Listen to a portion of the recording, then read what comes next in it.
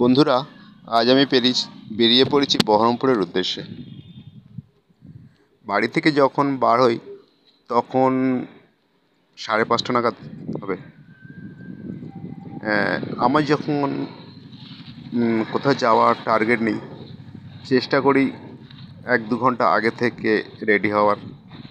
যাই হোক, 16ই জুলাই যখন বার হব ঠিক করেছি, ওই দিন রাতে প্রায় রাত 3টের সময় আমার ঘুম ভাঙে এবং তারপর থেকে আমি আর ঘুমাই না।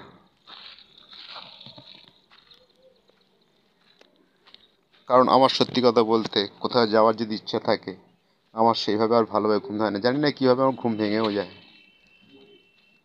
হলো কি, ভোর সকাল 5টার সময় বার হলাম। আমার সেই ভাঙা সাইকেল নিয়ে চলে এলাম স্টেশনে। আমার বাড়ি থেকে স্টেশন প্রায় 40 মিনিটের পথ। স্টেশন থেকে ট্রেনও পেয়ে গেলাম। ট্রেন পেয়ে ওখান থেকে ট্রেনেও সেইভাবে বসার সিট পেলাম না, দাঁড়িয়ে দাঁড়িয়ে চলে এলাম পুরো শিয়ালদায়। শিয়ালদাতে অনেকক্ষণ দাঁড়াতে হয়েছে। দাঁড়ানোর পর প্রায় 7:55 একটা গাড়ি ছিল, ওই গাড়িটা লালগোলা যাওয়ার। উঠে পড়লাম গাড়িতে এবং মনের মতন একটা সিটও পেয়ে গেলাম। লক্ষ্য আমার বহরমপুর। বহরমপুর থেকে আরও কিছুটা যেতে হবে। যাই হোক, গাড়িতে উঠে বসলাম, ভালো তো মনের মতো সিটও পেয়ে গেলাম।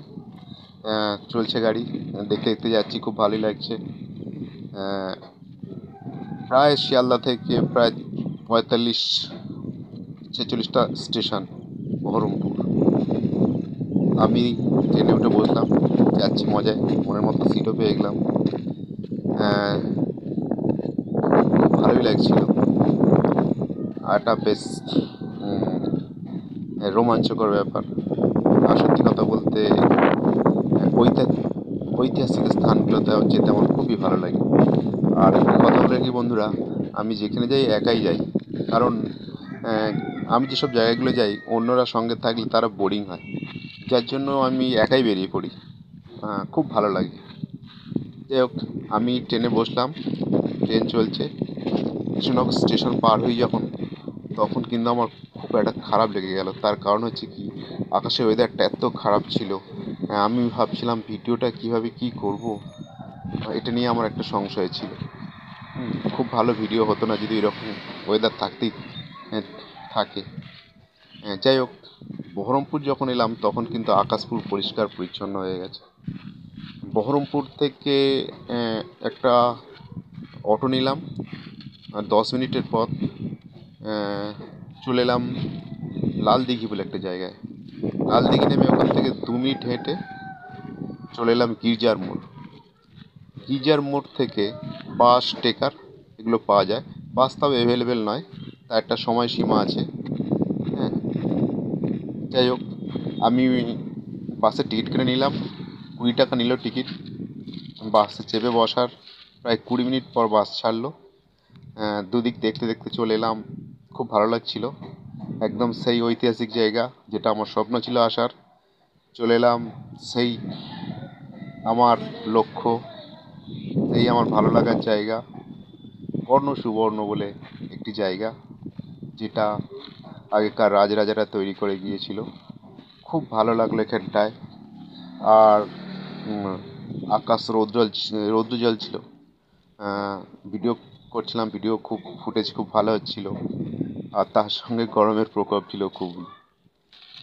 যাই হোক, খুব ভালো লাগছিল। আর দূর থেকে 1-2 জন, যে সময় পৌঁছালাম ওখানটায় প্রায় শুনশান ছিল। দূর থেকে যারা দেখছিল তারা হয়তো আমাকে পাগলই ভাবছিল, তার কারণ এত রৌদ্রের মধ্যে আমি ভিডিও করছি। যাই হোক, যে যাই বলে বলুক, আমার তো খুব ভালো লাগে। ওখান থেকে ভিডিও করলাম, অনেকক্ষণ সময় নিলাম ভিডিও করার জন্য। ভিডিও করে ওখানে একটা মোড় মতো আছে, আমি যেখানটায় ভিডিও করেছিলাম ওর জায়গাটার নাম হচ্ছে কর্ণ সুবর্ণ। খুব ভালো লেগেছে আমার। পারলে আপনারাও আসুন বন্ধু বান্ধবদের নিয়ে, বন্ধুদের আসার জন্যে উৎসাহ দিন। বন্ধুদের সঙ্গে জায়গাটা নিয়ে আলোচনা করুন, খুব ভালো লাগবে। আর আমার ভিডিও করার পর ওই মোড়টাতে আমি গাড়ির জন্য অপেক্ষা করছিলাম। বেশিক্ষণ অপেক্ষা করতে হলো না, প্রায় মিনিট 15-20 মিনিট পর আমি ওখান থেকে ফেরার জন্য একটা ট্রেকার পেয়ে গেলাম। আর আরেকটা কথা বলে রাখি, হ্যাঁ হ্যাঁ, এই যে কর্ণ সুবর্ণ এরা এখানটায় আরেকটা নাম আছে, সেটা হচ্ছে যদুপুর বলে এই জায়গাটার নাম। এখান থেকে খুব কাছাকাছি কর্ণ সুবর্ণ স্টেশন আছে। আপনারা পারলে স্টেশন থেকে কোনোভাবে জেনে নিয়ে ফিরতে পারেন বা আসার জন্য এই স্টেশনে নামতে পারেন। শিয়ালদা থেকে ডাইরেক্ট গাড়িও আছে কর্ণ সুবর্ণ বলে এই জায়গাতে আসার জন্য, তবে সেটা অ্যাভেলেবেল নয়। যাই হোক, ওখানে আমি অনেকক্ষণ সময় দিলাম, ভিডিও করলাম। ফেরার সময় ট্রেকার পেয়ে গেলাম। ট্রেকারের ঠিক সময় মতন 20 মিনিট পর ট্রেকার পেয়ে গেলাম।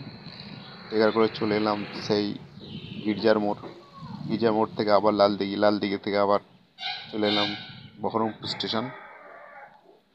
ওখান থেকে হালকা কিছু খেয়ে নিলাম ফেরার সময়। যাওয়ার সময় বিশেষ কিছু খাইনি।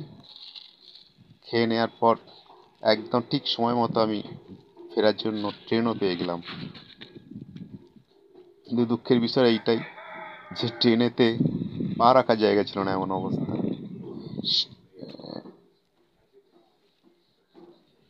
বহরমপুর থেকে শিয়ালদা পর্যন্ত টানা আমি দাঁড়িয়ে দাঁড়িয়ে এসেছি, এক টানা 5 ঘন্টা। এত কষ্ট মনে হয় আমি আর